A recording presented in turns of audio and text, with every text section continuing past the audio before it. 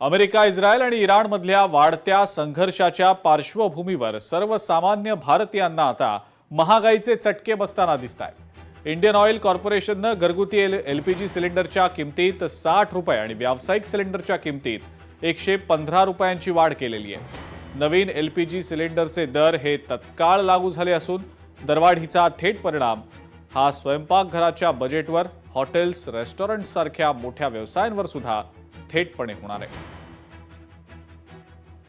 माझी माध्यमांना विनंती आहे की नागरिकांमध्ये विनाकारण भीतीचं वातावरण तयार करू नये।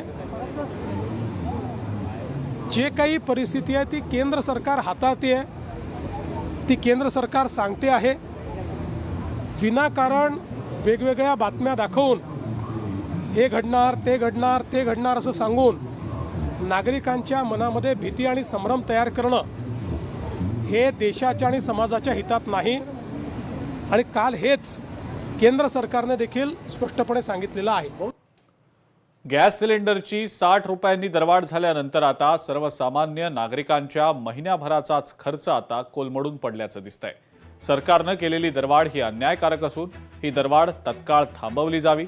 सरकार सामान्यांच्या पाठीशी उभं राहून दरवाढ तत्काळ थांबवेल अशी मागणी आणि अशी आशा पुणेकरांनी व्यक्त केलेली आहे।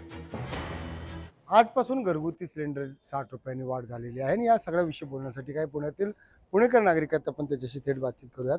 60 रुपयांनी आजपासून घरगुती सिलेंडर ची दर आहे जे वाढलेले आहेत, काय सांगा? सर्वसामान्य नागरिकाला तो गॅस वापरणं तर खूप अवघड झाले। परत पूर्वीसारखेच चुलीची प्रथा चालू करण्याची वेळ येईल।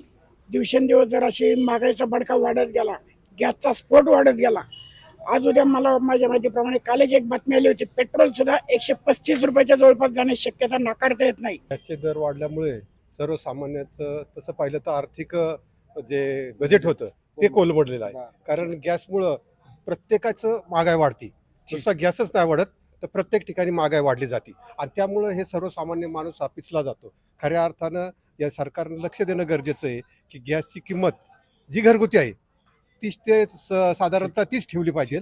इतर गॅसवर ठीक आहे तुम्ही लावा, परंतु घरगुती गॅस हा वाढू नये।